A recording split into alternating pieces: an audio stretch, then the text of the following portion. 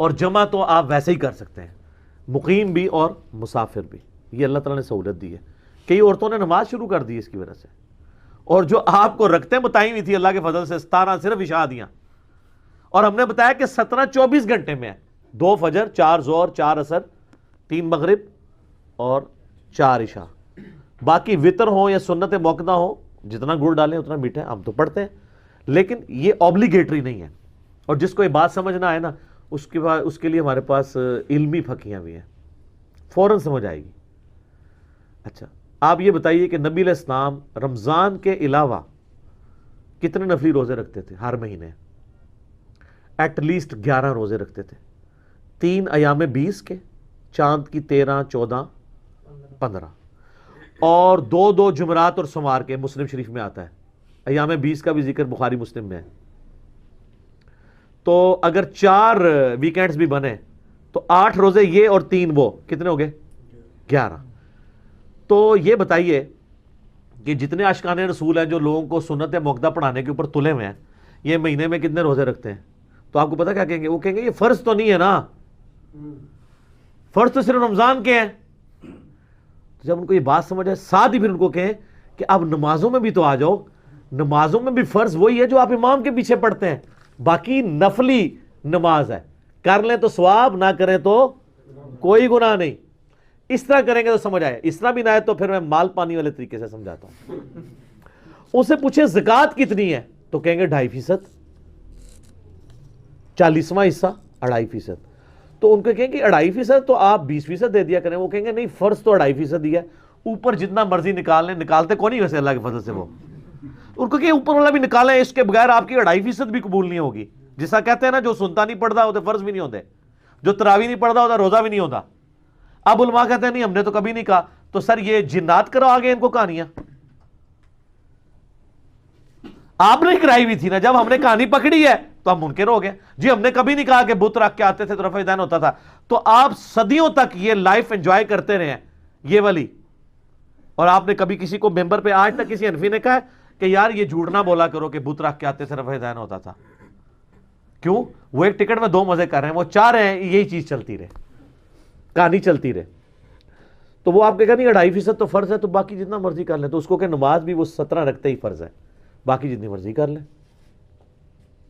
پھر وہ بخاری مسلم میں حدیث ہے نا، ایک صحابی ہے، ان کا یا رسول اللہ مجھے موٹا موٹا دین بتائیں میں جو کر سکتا ہوں. آپ نے فرمایا کہ 5 نمازوں کی فرض رکھتے پڑھ لو.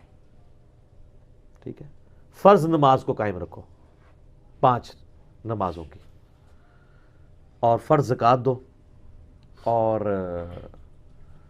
فرض روزے مہینے کے رمضان کے رکھ لو. حج اس وقت فرض نہیں ہوا تھا، اس لیے حج کا ذکر اس حدیث میں نہیں ملتا.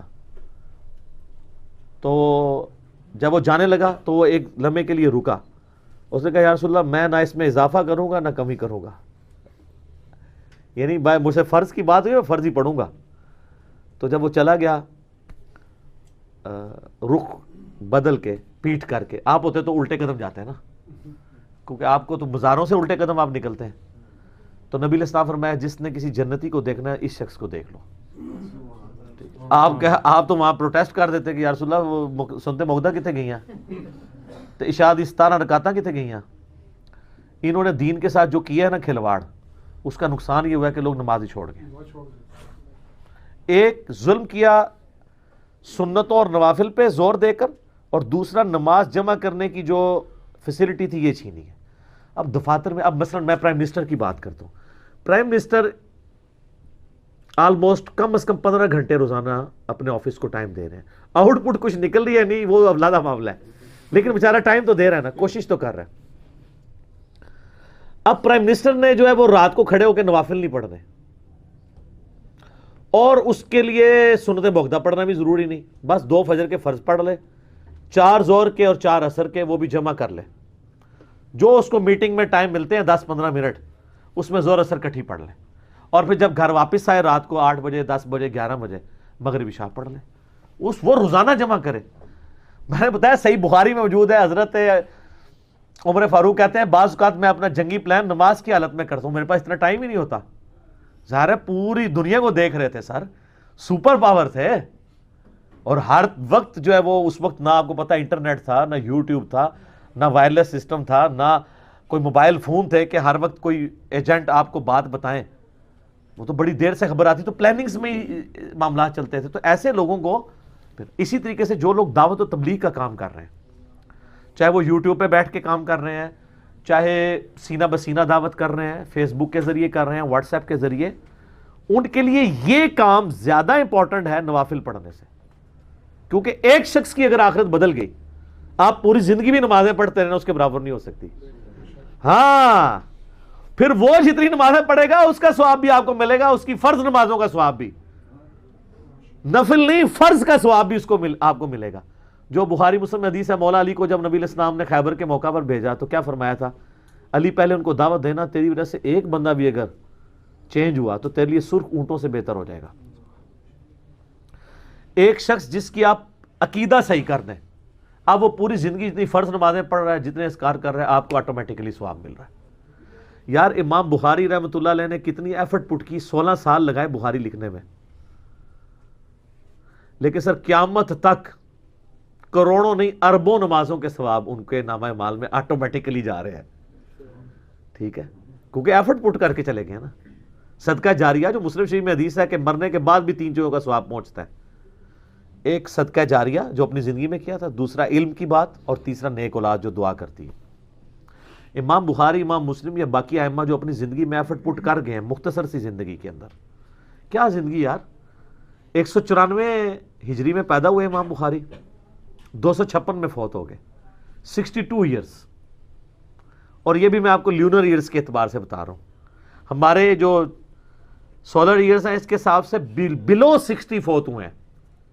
امام شافعی صرف 55 سال کی عمر میں فوت ہوئے ہیں.